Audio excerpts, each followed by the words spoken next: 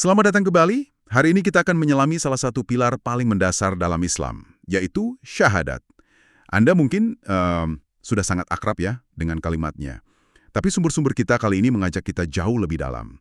Ke sebuah momen yang terjadi bahkan sebelum kita punya jasad, sebelum kita lahir. Misi kita kali ini adalah membongkar hubungan antara sebuah janji purba yang dibuat oleh setiap jiwa dengan pengakuan iman yang kita kenal di dunia ini.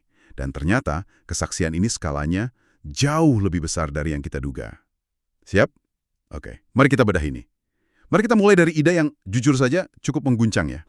Sumber-sumber Anda menyatakan bahwa pengakuan iman pertama kita sebagai manusia itu bukan diucapkan di dunia, tapi di sebuah alam lain dalam peristiwa agung yang disebut mitak.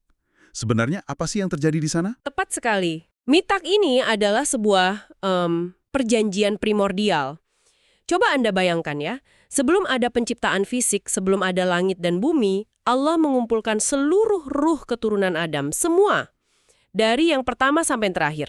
Di sana, di hadapannya, dia mengajukan satu pertanyaan yang paling esensial kepada setiap jiwa. Satu pertanyaan. Bukankah aku ini Tuhanmu? Untuk miliaran mungkin, triliunan jiwa ya? Betul, dan jawaban mereka serempak. Sebuah jawaban absolut dari setiap individu. Benar, kami bersaksi. Nah, inilah pengakuan tauhid pertama. Sebuah ikrar fitrah yang bisa dibilang ditanamkan ke dalam software dasar setiap manusia. Sebelum ia bahkan menghirup udara dunia. Ini bukan sesuatu yang dipelajari, tapi sesuatu yang memang sudah ada di dalam. Sumber Anda merujuk pada surah Al-Hadid ayat 8, di mana Allah seolah mengingatkan kita akan momen ini. Waqad akhadha mitsaqakum in kuntum mu'minin. Yang terjemahannya? Dan sungguh, dia telah mengambil perjanjianmu jika kamu adalah orang-orang yang beriman. Ayat ini seperti gema dari masa lalu yang sangat jauh ya kan? Menegaskan bahwa kontrak itu memang ada dan telah disepakati. Wah, ini mengubah segalanya. Jadi, pada dasarnya, kita semua sudah pernah menandatangani kontrak spiritual ini. Berarti kecenderungan untuk mengakui Tuhan itu sebetulnya sudah setelan pabrik kita ya? Seperti memori yang terkubur dalam sekali.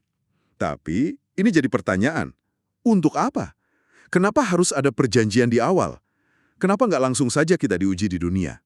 Pertanyaan yang sangat bagus. Dan jawabannya, menurut sumber Anda, ada pada konsep keadilan ilahi yang sempurna. Perjanjian ini ditetapkan sebagai hujah. Hujah. Ya, hujah. Atau sebuah argumen pamungkas yang tak bisa lagi dibantah nanti di hari kiamat. Semacam bukti legal yang mengikat, begitu. Agar tidak ada satu pun jiwa yang bisa berkata, ya Tuhan, kami dulu di dunia tidak tahu, kami lengah soal keesaanmu ini. Perjanjian ini secara efektif menghapus alasan saya tidak tahu dari Kamus Pembelaan Manusia. Jadi hujah ini semacam tanda terima spiritual ya? Kita nggak bisa bilang emailnya nggak sampai, karena kita sendiri yang udah membukanya sebelum ujian dimulai. Analogi yang sangat pas. Dan tujuan kedua ini juga tidak kalah penting, yaitu untuk mematahkan argumen taklid buta. Bayangkan seseorang berkata, kami jadi musyrik karena nenek moyang kami begitu, kami cuma ikut tradisi. Nah, dengan adanya perjanjian personal antara setiap jiwa dengan Tuhannya, argumen ikut-ikutan ini jadi tidak valid. Karena tanggung jawabnya jadi pribadi ya, bukan lagi komunal atau warisan. Akan berkata, aku sudah buat perjanjian langsung denganmu. Urusan orang tuamu itu urusan mereka, tapi kamu punya ikatan langsung denganku. Ini menarik karena argumen saya cuma ikut nenek moyang itu dipatahkan dari awal. Jadi tanggung jawabnya sangat-sangat personal. Nah, kalau pondasi ini sudah ada, bahkan sebelum kita lahir, bagaimana janji purba itu muncul lagi di dunia kita sekarang? Apa lewat kalimat syahadat yang kita kenal itu? Nah, disitulah benang merahnya. Ucapan la ilaha illallah, tidak ada Tuhan selain Dia, yang kita lafalkan di dunia ini, pada dasarnya adalah sebuah proses mengingat kembali. Ini adalah penegasan ulang atas komitmen yang pernah kita buat di alam ruh. Fitrah yang bangkit kembali. Saat seseorang mengucapkannya dengan tulus, dengan sadar, dia sebenarnya sedang mengakses memori primordial jiwanya itu. Jadi bukan mempelajari sesuatu yang baru, tapi mengaktifkan kembali sesuatu yang sudah ada. Persis. Itulah mengapa Al-Quran sering disebut az-zikr, sang pengingat. Seperti yang ditegaskan di banyak ayat, salah satunya yang paling dikenal, ayat kursi di surah Al-Baqarah ayat 255. yang dimulai dengan Allahu la ilaha illa huwa al-hayyu al-qayyum, yang artinya Allah tidak ada Tuhan selain Dia, yang maha hidup, yang terus-menerus mengurus makhluknya. Kalimat ini adalah inti dari pengingat itu. Dan karena manusia ini kan sifatnya pelupa ya. Betul. Maka diutuslah para rasul dan diturunkan kitab suci. Fungsi mereka menurut sumber yang Anda berikan bukan untuk memperkenalkan ide yang sama sekali baru. Misi utama mereka adalah menjadi pengingat, menggali lagi memori fitrah itu, membersihkannya dari debu keraguan, supaya manusia kembali ke perjanjian aslinya, yaitu menyembah hanya kepadanya. Oke, saya coba pahami. Kalau syahadat ini adalah aktivasi ulang dari janji di alam ruh, rasanya aneh ya kalau setelah diucapkan hidup kita biasa-biasa saja. Seharusnya ada efeknya kan? Sumber-sumber Anda membahas nggak apa yang terjadi setelah seseorang mengaktifkan janji raksasa ini? Apa tuntutannya? Tentu, ini poin yang krusial. Mengucapkan syahadat itu bukan garis finish, tapi garis start. Pengakuan tauhid yang tulus itu menuntut konsistensi di seluruh aspek kehidupan. Sumber Anda menyoroti ini dengan sangat jelas. Pertama, ini tentang menjaga perjanjian itu sendiri. Dalam surah Al-Baqarah ayat 27, orang-orang fasik digambarkan sebagai Alladzina yanqudhuna ahdallahi min ba'di mitsaqih. Artinya apa itu? Yaitu orang-orang yang melanggar perjanjian Allah sesudah perjanjian itu diteguhkan. Lihat kan, kata mitsak yang sama dipakai lagi di sini. Jadi, mengingkari syahadat dalam perbuatan, dengan berbuat zolim atau menyembah hal lain, itu sama saja dengan merobek lagi kontrak primordial yang pernah kita tanda tangani. Jadi ada konsekuensi praktisnya. Ini bukan cuma keyakinan di dalam hati. Benar sekali. Konsekuensi praktisnya adalah sebuah pilihan fundamental. Mengakui Allah sebagai satu-satunya Tuhan secara otomatis mengharuskan seseorang untuk mengingkari tagut. Tagut. Nah, istilah ini sering muncul. Apa persisnya makna tagut ini? Istilah ini sering diterjemahkan sebagai berhala, tapi maknanya lebih luas dari itu. Tagut itu bisa apa saja yang kita dewakan selain Allah. Bisa jadi kekuasaan, kekayaan, ideologi, hawa nafsu, atau bahkan ego kita sendiri. Apapun yang kita taati secara buta sampai melupakan janji utama kita kepada Tuhan. Dengan mengingkari semua Tuhan-Tuhan kecil itu, seseorang kemudian bisa berpegang pada tali yang amat kuat. Ini metafora untuk iman yang kokoh yang digambarkan dalam surah Luqman ayat 22, "Wa may yuslim wajhahu ilallahi wa huwa muhsinun faqad istamsaka bil urwatil wuthqa." Dan barang siapa menyerahkan wajahnya kepada Allah, sedang dia orang yang berbuat kebaikan, maka sesungguhnya dia telah berpegang kepada buhul tali yang kokoh. Jadi, syahadat adalah kompas yang mengarahkan seluruh hidup kita. Bukan cuma ucapan, tapi komitmen aktif. Oke. Jadi komitmen ini sifatnya sangat personal ya. Antara satu jiwa dengan Tuhannya, ditegaskan lagi di dunia. Tapi, saat kita mengucapkan syahadat, apa kita sendirian dalam kesaksian ini? Sumber-sumber Anda sepertinya mengisyaratkan sesuatu yang jauh lebih besar. Seolah kita ini cuma satu suara dalam paduan suara raksasa. Benar begitu? Anda menangkapnya dengan sempurna.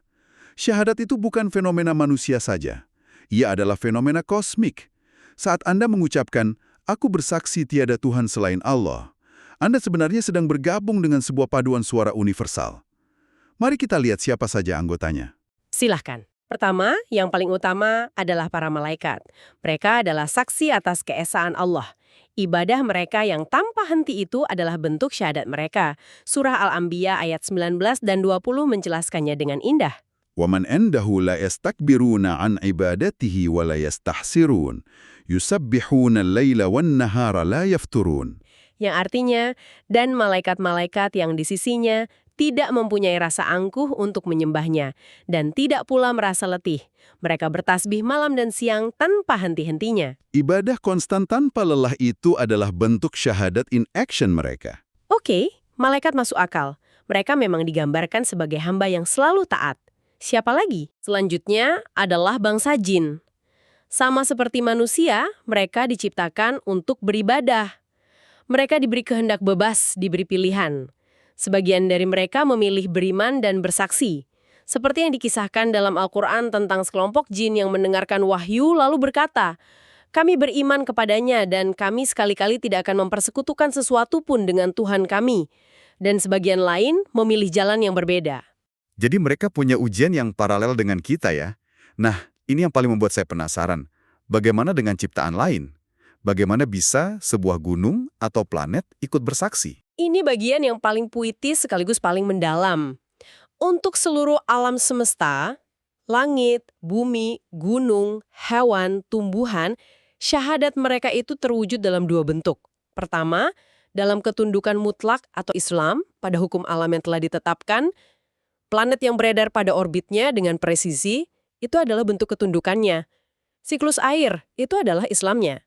Mereka tidak punya pilihan untuk membangkang ya. Tepat. Dan yang kedua adalah melalui tasbih atau pujian. Seluruh semesta dengan caranya masing-masing yang mungkin tidak kita pahami senantiasa memuji penciptanya. Keteraturan, keindahan, kompleksitas, ini semuanya adalah bentuk persaksian bisu mereka. Surah An-Nahl ayat 49 menggambarkannya dengan sangat jelas.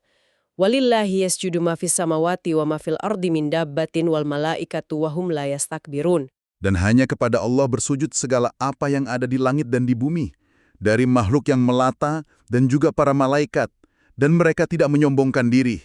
Wow! Jadi, saat seseorang mengucapkan syahadat, dia sebenarnya bukan memulai sesuatu yang baru. Dia sedang menyelaraskan dirinya dengan irama alam semesta yang sudah berlangsung sejak awal. Ini memberikan dimensi yang jauh lebih megah pada ucapan yang mungkin sering kita anggap sederhana.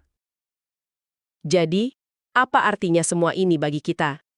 Kita berangkat dari janji purba di alam ruh, lalu melihat bagaimana janji itu menjadi dasar keadilan, kemudian diaktifkan lagi di dunia melalui syahadat. Kita juga lihat konsekuensi dari ikrar itu, yang menuntut komitmen seumur hidup. Dan puncaknya, kita sadar bahwa ucapan ini adalah partisipasi kita dalam sebuah kesaksian universal yang dilantunkan oleh seluruh jagat raya untuk Anda. Jika setiap bagian dari ciptaan, dari galaksi terjauh hingga atom di dalam tubuh Anda, secara konstan bersaksi tentang keagungan penciptanya melalui keberadaan dan keteraturan mereka, apa makna sesungguhnya bagi kita, sebagai makhluk yang dibeli kemewahan berupa kehendak bebas, untuk secara sadar, secara sukarela, mengangkat suara kita, dan ikut serta dalam paduan suara universal itu. Bagaimana kesadaran bahwa seluruh kosmos sedang bersaksi ini mengubah cara Anda memandang ucapan syahadat Anda sendiri? Bagaimana ini mengubah posisi Anda dari sekedar seorang individu menjadi bagian dari sebuah orkestra semesta yang agung? Sebuah pemikiran untuk Anda bawa. Sampai jumpa di penelusuran berikutnya.